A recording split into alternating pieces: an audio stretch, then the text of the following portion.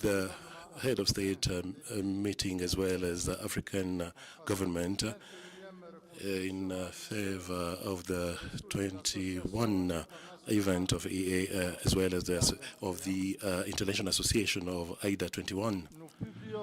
We are publishing the complete communique called IDA Communique of Nairobi,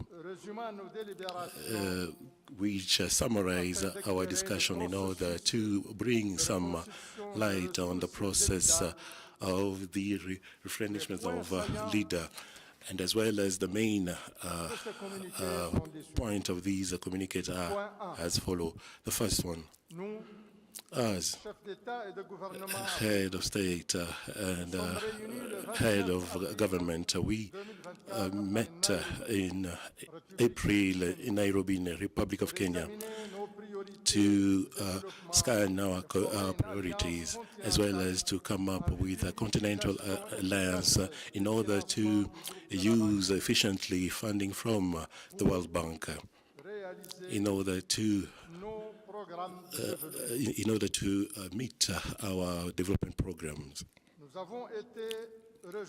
We were also accompanied by other leaders as the African Union Commission, different regional communities, agencies from United Nations, as well as civil society. We send our we recognize Dr. William Samuel Ruto, President of the Republic of Kenya, as well as the chair or the president of the World Bank Group, Mr. Adio Banga. Two, we have recognized the excellent partnership that our country do have with the International Association Development, IDA, for the funding and the support they are providing us. IDA is providing support for 75 countries, whereby half of it are in the African continent.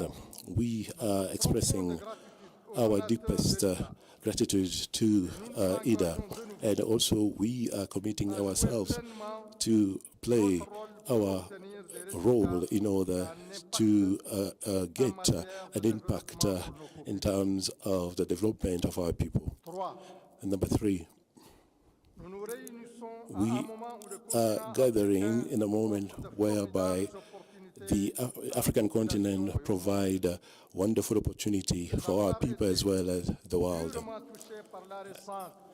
However, we have been touched by, or we've been affected by a different crisis just after the pandemic. Our countries are now coming back because of our support, and also because of our youthful population, as well as the abundance of natural resources, as well as the spirit of the African continent. Four, IDA and his model has proven a good result in terms of development. The architect, the existing architect, allowed us to access to different support package, and also to meet the need of country, especially in management conflict, as well as forced displacement, regional integration, as well as the response to crisis, and climate change response as well, the development of private sector and others. IDA will remain our partner of development and one of the main resource of funding for majority of Sahel Africans. Five, it is urgent to invest in the economic transformation of our continent, as well as to focus on the main priority that we have identified. Let me underline the issue of human capital, invest in human capital to allow the private sector to create employment and employment of good quality, and also the access to energy, as well as the digitalization, enhance the resilience to the climate change, and also ensure prosperity of our people. We have laid the foundations, and we need now to record the fruits of having a unique market, as well as to focus on regional market and any issue related to funding, as well as digitalization. 6, to meet the inspiration of our people, we need to create a cycle of knowledge, of policies, as well as investment and employment. We have strong capacity in terms of implementation, as well as to have good and concrete results. So it's a huge enterprise that requires investment. So in long terms, as well as cool terms, we need to work together. As a leader, it's sometimes discouraging to realize the increased demand in terms of necessary resources in order to meet the requirement of development, as well as climate change. We will do our best in order to better invest by taking into account the issue of inclusivity, as well as the issue of employment, in order to stimulate the mobilizations of national resources. On the same, we need an increase in terms of private investment on the African continent, as well as across the world. Number 7, we also need an increase, a steady increase of financial support. IDA should at least bring more than 60 billion USD in our country during the period of IDA 20, from July 2022 up to the year 2025. So a strong financing will enable IDA to associate itself efficiently with our countries in order to meet the priority that we have identified in our country and in different regions, and then to come up with a common agreement. So we call upon a refurbishment, a solid one, a strong one for IDA 21. 8.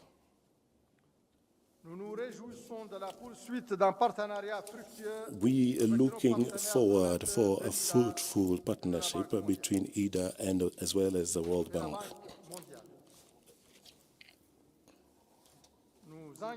We are committing ourselves as head of state, as head of government, to meet regularly and also to extend our support and enhance national capacity as well as national system, and renew our commitment to transform our economy through strong governance, as well as based on economic strategy that prioritize the development of the private sector, and also by focusing on mobilizing national resources in a transparent manner as well as efficient manner. And we need to strengthen governance as well as our willing to respect our commitment in relation to the climate agreement signed in Paris. 9. Finally, We are encouraging the partner as well as donor of IDA to overcome the challenge of our century in order to avail their financial availability of IDA, as well as to have a strong constitution of resources in order to contribute as well as to meet the sustainable objective, as well as to overcome world challenges, as well as the Africa challenges as it has been mentioned in our communique. As I have mentioned in the beginning, we will publish the full communique of IDA that the African state as well as African government have adopted in front of all different representatives. We thank you, really thank you all. Thank you so much.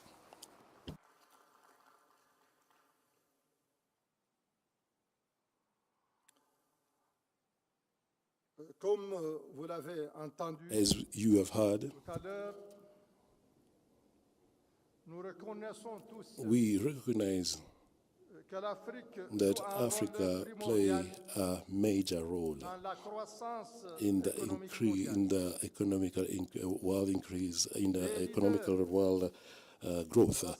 And the leaders that are gathered today have showed their will to really focus on inclusive growth as well as sustainable growth in Africa in partnership with IDA.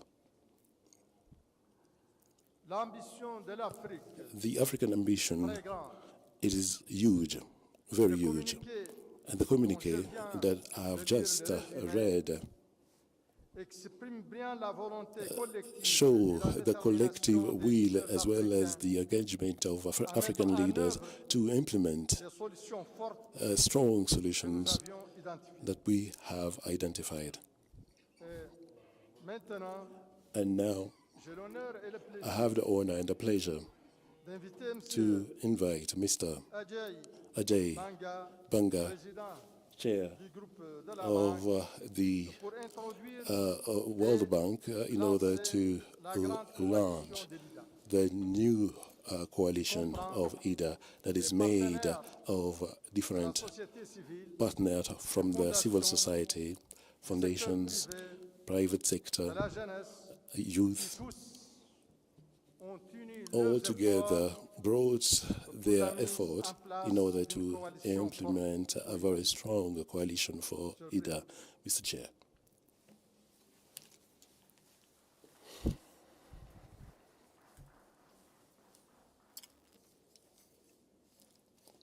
Thank you very much, Your Excellency, and once again, thank you to you and President Ruto and all the other heads of state who have been here and have helped to get us on this pathway. What's on display today is unity. Leaders from across the continent have come together to find common ground in their unique aspirations. We have put focus on how these aspirations can join with a well-resourced and efficient IDA to make generational change happen, but also how these aspirations will require work to be realized. The African continent boasts a youthful, vibrant population, the fastest growing in the world. It holds vast natural resources, fertile land, and a flourishing and entrepreneurial spirit. But on the other side are a set of well-defined challenges that have too often eclipsed these blessings. That is the backdrop we face. Africa at a crossroads. The path we choose will determine the path and the future for generations to come. Do we accept the status quo, a future where millions remain trapped in poverty, where the fundamental human right of electricity is elusive, healthcare accessibility is inadequate, and infrastructure is insufficient to support the potential of the continent and its people? Or do we seize the opportunity to unlock that potential and usher in an era of prosperity and progress? The World Bank and its people believe that the answer is clear. Africa can and must chart a course towards a brighter future.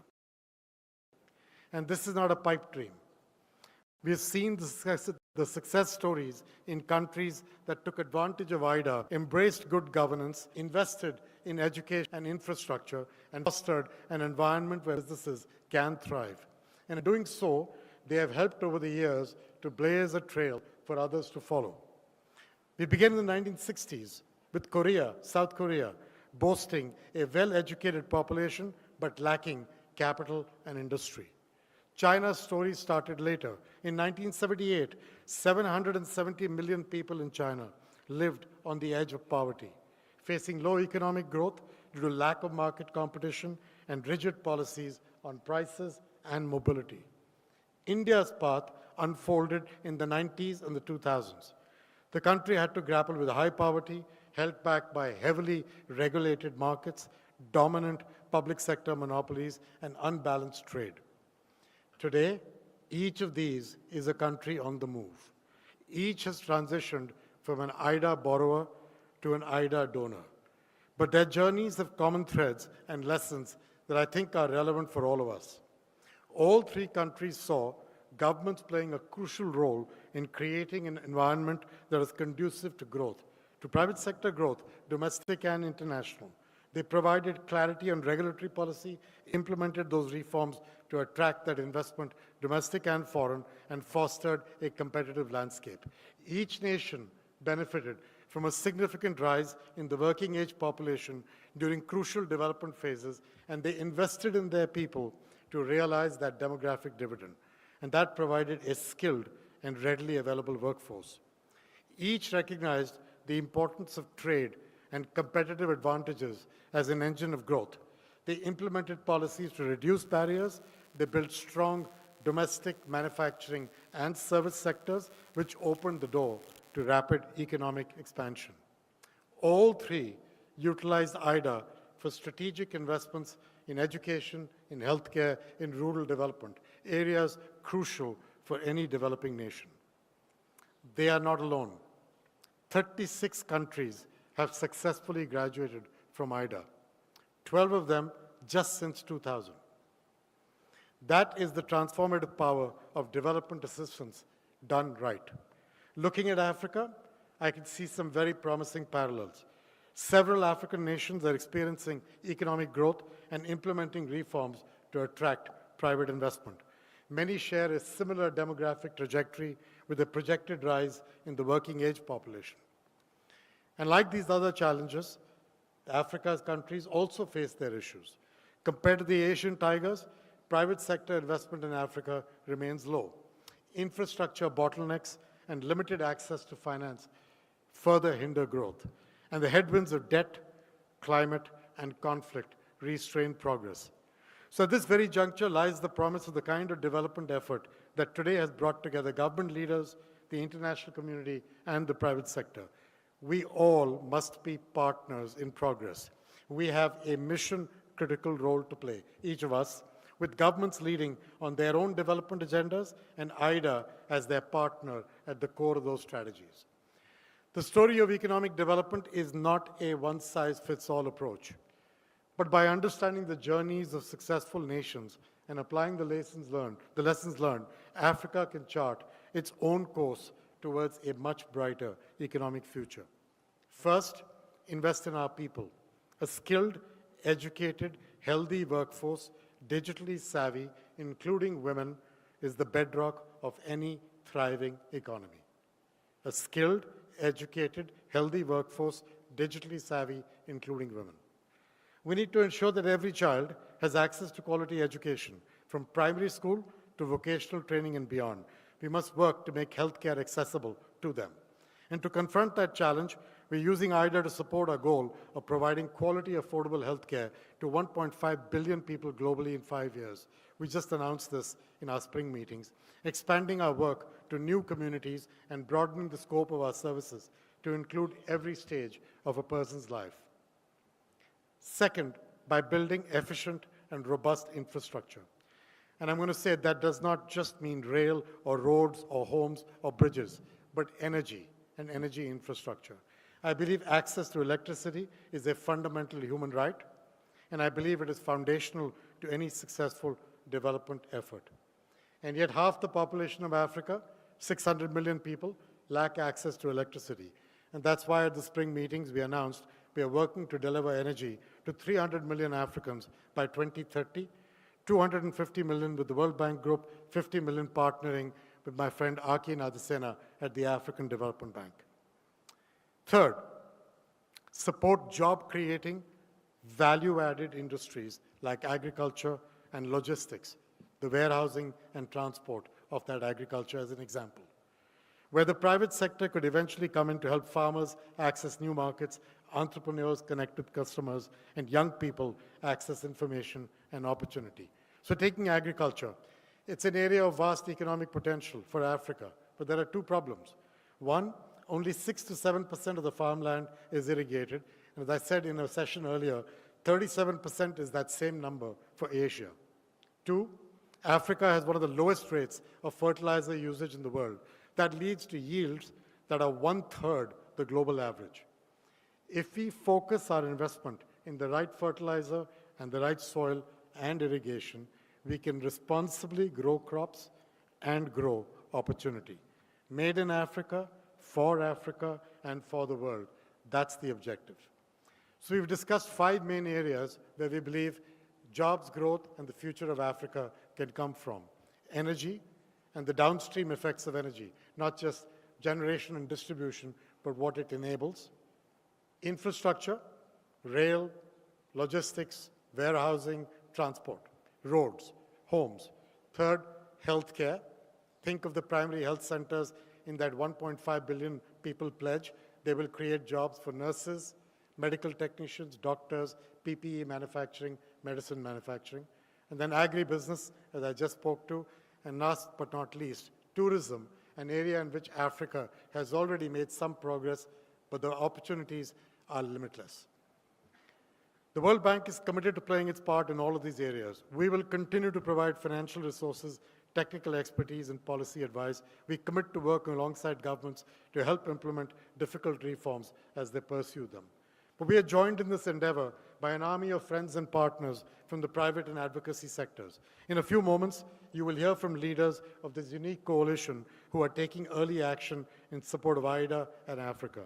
They are essential in our push to make sure that governments have the resources and the support that they need to realize the potential we are speaking of. I'm looking forward to joining them again later this year at the big conference in Côte d'Ivoire to support the IDA 21 replenishment. But the ultimate responsibility lies with Africa itself. Its leaders must embrace bold reforms, fight corruption, invest in their people. They must create an environment where creativity flourishes and innovation thrives. The future of Africa is not predetermined. It is a choice between stagnation and progress, despair and hope. Let us choose the path of greatest potential. Let's choose a brighter, more prosperous future for Africa, a future where every child has the opportunity to thrive, and count on the World Bank Group and its people to be by your side, to be the hand on your back. We commit that to you. Thank you very much. Thank you very much, Your Excellency, President of World Bank Group, Ajay Banga. I've been asked to acknowledge the presence of the Vice President of the Federal Republic of Nigeria, Your Excellency, Shettima Kashima. Welcome to Kenya. Let's move swiftly on. As we just heard, IDA is about partnerships, unity, and coalition. IDA 21 provides a window of global opportunity. IDA Coalition brings together a community of partners, all playing their part to work together for a successful IDA 21 replenishment. With that, I would like to invite now the members of the IDA Coalition who are present here today to deliver their remarks. Please allow me to first welcome Ms. Ndidi Wunele, President and CEO of One Campaign. Ndidi, if you could come to the podium, thank you.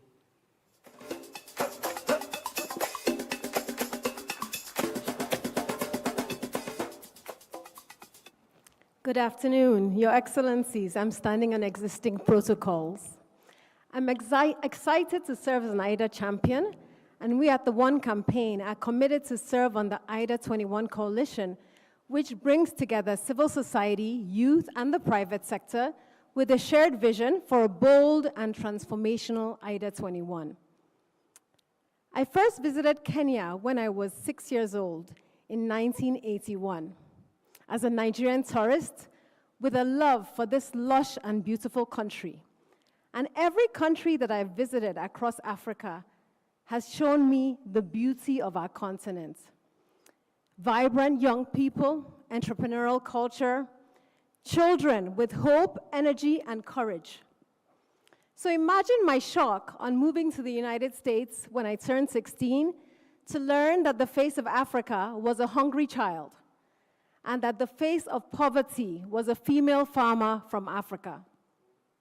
This narrative represents the danger of a single story, and one that I've fought for the past 22 years to change as an entrepreneur working across Africa, promoting agribusinesses, youth leadership, economic growth, and trade.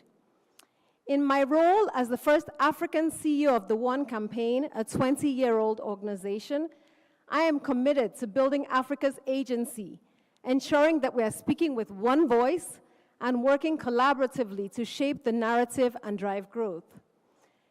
And to bring around the potential to bridge this gap between Africa's poverty story and our wealth creation story.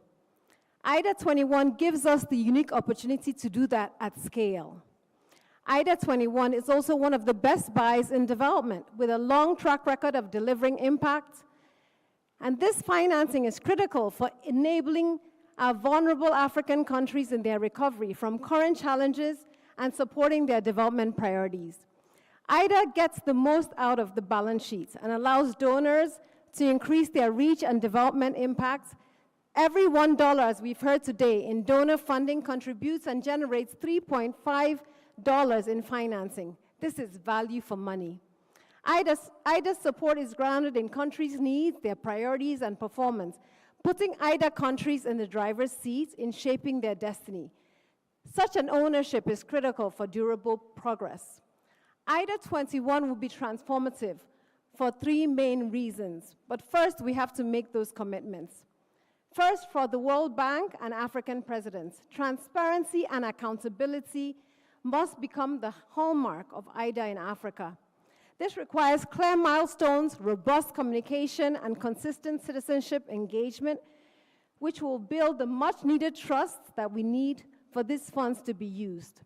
Our work at the One Campaign is grounded on boosting African agency in global decision-making, and we're collaborating with African partners, civil society, to make this a priority.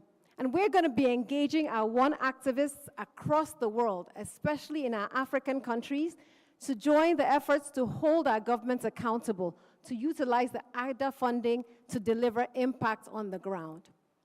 Secondly, IDA donors, we need you to step up.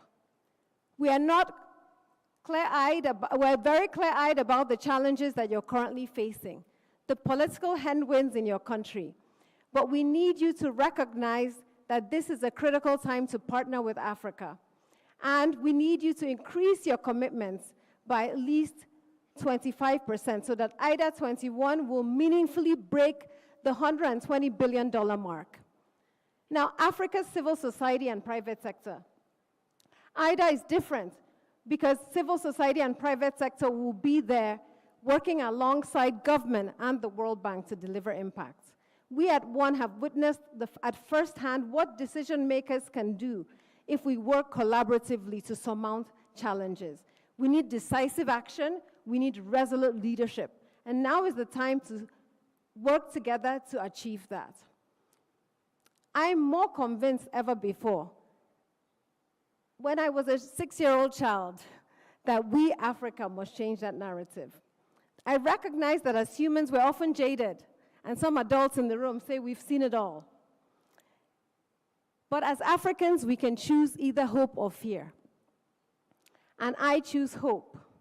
In spite of the climate change, the debt, the economic crisis, the civil unrest, I choose hope. And I enjoy you to join me in choosing hope. I'm more convinced today that because of our collective commitments to transformation, that in our lifetime, we will change the face of Africa from a hungry child to a successful female entrepreneur. There's an African proverb that says, if you want to go fast, go alone. If you want to go far, go with others. We have no choice but to go fast and far together.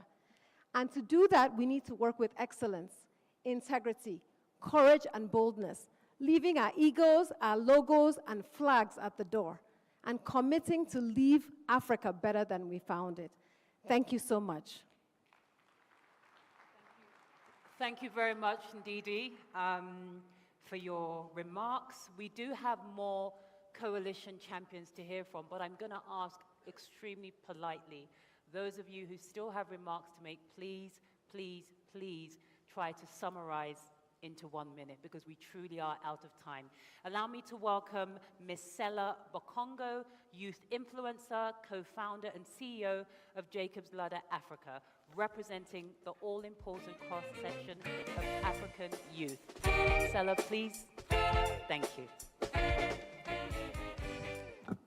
Your Excellencies, development partners, ladies and gentlemen, I had a 3-minute speech, but I'll summarize it with my last statement, which I think and hope will communicate my heart and the hearts of many African youth and what they would love, especially our African leaders, to hear. Africa stands in a David and Goliath battleground, facing a myriad of challenges, which together can seem insurmountable. You stand, our leaders, as generals leading this army. But the truth is, 60% of your army stands behind you, unequipped and therefore helpless.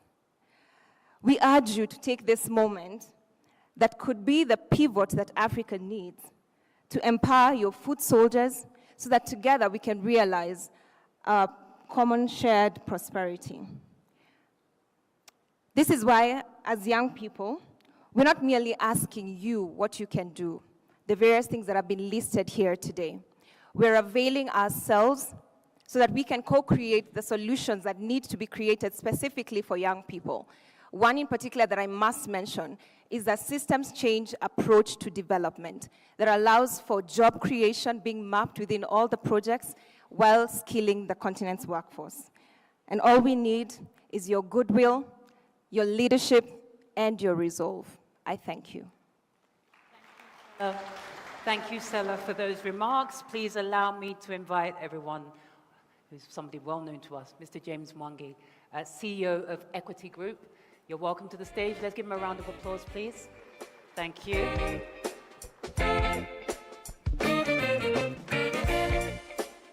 Your Excellencies, African heads of state, the World Bank President and your leadership team, it's a pleasure for the private sector to be given a chance. The private sector is a partner to the public sector and, of course, the government. We acknowledge and applaud the support the African public sector is being given. It develops the infrastructure that creates an enabling environment for the private sector. It invests in soft infrastructure like education and health, and we enhance the productivity of the African continent. But it will be necessary, Mr. President, to boost the capability of the private sector in 2 aspects. The private sector sweats and utilizes the infrastructure that is built with public funds. And that is the only way that you can enhance the return on the infrastructure being built in the African continent. We need the young population being educated to get jobs. The jobs are coming from the SMEs. The SMEs need to access funding. Private sector can provide funding, but SMEs require blended finance, and IDA would be a huge partner for the private financing. Secondly, the supporting the private sector leads to an integrated development approach, where you are developing from the private sector and the citizens themselves become active participants through private sector leading. Lastly, is the private sector, together with the donor community, together with the philanthropist, could use the support of VIDA as a breaded finance to ensure inclusion. Nobody should be left behind as Africa transforms. And this is essentially then helps in de-risking and capacitating those at the bottom of the pyramid. Lastly is to thank IDA, the World Bank Group, for listening to the voice of Africa. Africa knows what matters most, what the priorities are. So with listening to the voices of Africa, IDA's funds can only be more relevant to the needs of Africa. Thank you very much, Your Excellency. Thank you, James Mwangi. I would now like to welcome on stage Nir Bardea, CEO of Bridgewater Associates. Welcome to the stage. Thank you. It's amazing to be here, and thank you for having us. And a special thank you to President Ruto and the government of Kenya for hosting all of us in your amazing country. Also, my thoughts go out to all the people impacted by the recent natural disasters. Also, good to see my friend Ajay Benga, the head of the World Bank, and also thank you and the World Bank for your efforts, and recognize all the distinguished African heads of state who have gathered here today. So it's a privilege to add our support to the work that so many of you are doing to realize the potential of the African continent. But if you let me take a step back for a minute. For nearly 50 years, Bridgewater has been mapping out the cause and effect linkages that underpin the world's economies and markets. This includes short-term impacts like credit cycles, but also very critical long-term effects like deleveraging, like productivity changes. That systematic mapping helps us understand where the world is likely headed, which we use to advise our clients and to manage portfolios of over $100 billion. But more importantly, having a sense of where the world is likely headed also helps us see how different policy decisions could send the world down very, very different paths. That's why I'm here today. The dramatic long-term changes in Africa will be some of the most consequential factors in shaping what the world looks like over the next 50 years. The changes that will happen are inevitable. How those will impact the world is a complete choice. The decisions that policymakers make in the coming months will determine the outcome of that choice. Let me take a minute to just describe how we see things. Today, 1/8 of the world's working age population lives in sub-Saharan Africa. That's a little bit under 700 million people. If we look ahead, Africa's population is going to boom, growing by 30% each decade, at the same time that the entire, basically, rest of the world has a population decline. That means that 3/4 of the world's working age population growth will come from the African continent, and as a result, in my lifetime, 1/3 of the overall working age population in the world will be here on the continent. This changes the reality, and it means that the continent will have a massive levered effect on what the world will look like. If this increase in population corresponds with a significant increase in productivity, like Ajay just described, we will activate untapped human potential that will spur a huge source of growth for the entire world. If, however, we continue down the current path and the continent and the world will be destabilized, with global inequality rapidly growing. Many more people in the continent, in the most critical age brackets, in the area most impacted by climate change, we've just heard from several leaders describing that today, will not have the opportunity to realize their individual and collective potential. To make this tangible, Ajay talked about 600 million people in sub-Saharan Africa. That's half of the population that don't have access to electricity today. In some countries, that number is 25%. And that's what the rest of the world, that number is 90%. So let's just be clear, shrinking population in one side of the world, facing the biggest productivity boom of a generation with artificial intelligence and in machine learning, while at the same time, here in this part of the world, the booming population is facing a productivity stagnation largely cut off from the most basic ways of advancement. This will impact everyone on and off the continent, and to avoid that train wreck and to harvest a huge population in Africa, instead of the net outflows, we need to dramatically increase the investments in education and infrastructure in healthcare in the continent now. Bridgewater is excited to partner with heads of state and Ajay Benga and the World Bank, with Global Citizen, with other great investors and economists to help understand the issues and make good decisions. I look forward to seeing many of you later this year to discuss and to move these subjects forward. Thank you very much. Thank you very much, Nir. Lastly, I would like to call on stage Mr. Hugh Evans, founder and CEO of Global Citizen. Mr. Evans, welcome to the stage. Please keep your remarks to the minimum, if possible. Thank you. Thank you, and good afternoon, Your Excellencies. And it's an honor to be with you today in beautiful Nairobi. I'd like to especially thank His Excellency President Ruto for hosting us, and I'd also like to acknowledge the President of the World Bank Group, Mr. Ajay Banga. My name is Hugh Evans, and I'm the co-founder and CEO of Global Citizen, the world's largest movement of citizens taking action for the eradication of extreme poverty now. And I'm here today with our partners, Nir Bade of Bridgewater Associates, to share our support for IDA. Global Citizen's work on the continent began in 2018 when we hosted Mandela 100 in Johannesburg, where we brought Beyonce and Jay-Z and 500,000 global citizens to Johannesburg, South Africa, to celebrate the life and legacy of Madiba. This first campaign brought 5 African heads of state to Johannesburg and ultimately mobilized $7.4 billion in the fight to eradicate extreme poverty. And since then, we've been honored to be welcomed by the governments of Ghana, Nigeria, and Rwanda, who've supported the expansion of Global Citizen across the continent. And now there are over 500,000 global citizens who have taken more than 8 million actions for the eradication of extreme poverty.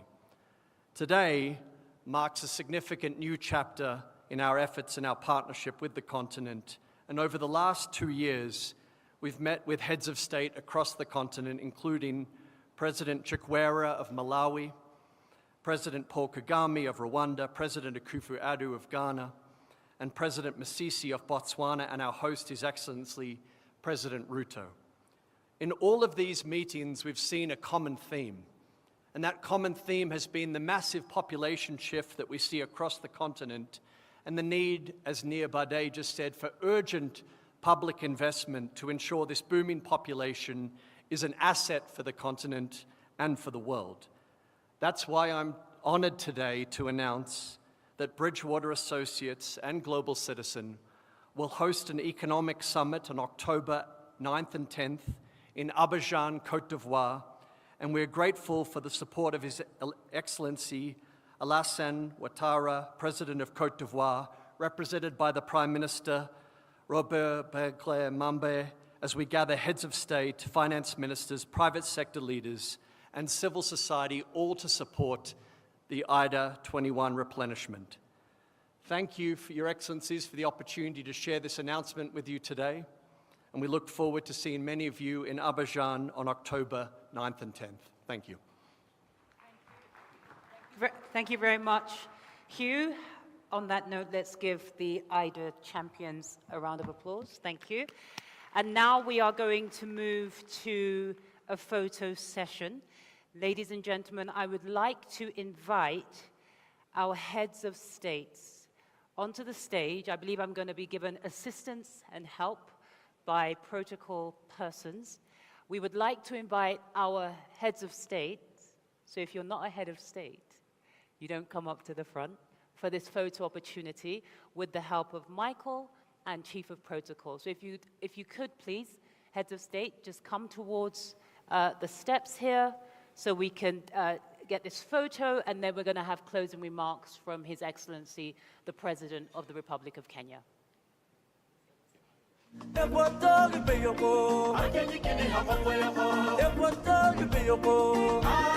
clap for them as they gather.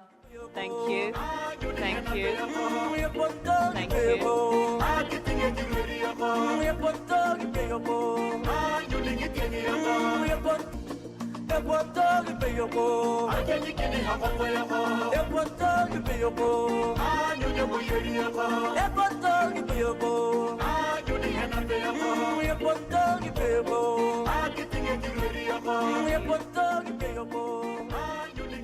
Thank you very much.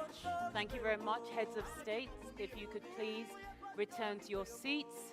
And I would ask humbly His Excellency President William Samoei Ruto, President of the Republic of Kenya, to remain on stage. I'm going to hand over to His Excellency to give some closing remarks. Let me once again register my profound appreciation for your gracious acceptance of my invitation for attending this very crucial summit. The Nairobi IDA communique, which we adopted today, outlines the pressing developmental imperatives of Africa and our steadfast commitment to transformative progress, building upon the outcomes of the Africa Climate Summit. Let us have a moment of reflection. In September 1973, Kenyatta International Convention Center, the building where we are today, was opened and it hosted the first annual meeting of the World Bank and IMF in Africa. Robert McNamara was the World Bank president at the time, and he emphasized poverty, eradication, and elimination of inequality. Today, 50 years later, we stand in the same venue, joined by the president of the World Bank, Ajay Banga, to convene for the IDA 21 Replenishment Summit, continuing our collective effort in the fight against poverty and inequality. The escalating debt burdens compounded by the impact of climate change and the economic scars of COVID-19 pandemic underscore the necessity for accessible, affordable, and long-term financing, the primary discussion of our conversation today. The imperative and urgency of achieving replenishment target of at least US $120 billion cannot be overstated. I extend my heartfelt appreciation to my friend, Mr. Ajay Banga, the president of the World Bank Group, for his exemplary leadership and unwavering dedication to reforming the bank to effectively address the myriad global challenges and advance the developmental aspirations of Africa and other developing nations. I thank my colleagues, heads of state, for their stewardship and leadership in taking us through the conversation and getting us to this point. Even as we advocate for a robust IDA 21 replenishment as African heads of state, we also call for a strong replenishment of the Africa Development Fund, of the Africa Development Fund Group. The forthcoming 17th replenishment of the ADF should be doubled to 25 billion per replenishment cycle, thereby facilitating greater levels of concessional financing to its 37 low-income member countries, which will also complement IDA. I want to thank Ajay for working with Adesina on this subject. With utmost humility, I extend my sincere gratitude to Your Excellencies for your active and resolute engagement. On behalf of all of us, I extend my appreciation to the President of the World Bank once again for his steadfast commitment and standing in solidarity with Africa and developing our region as we collectively champion the journey towards climate resilience and green industrialization. Ladies and gentlemen, Excellencies, I thank you. A round of applause for His Excellency, the President of the Republic of Kenya, William Samoei Ruto.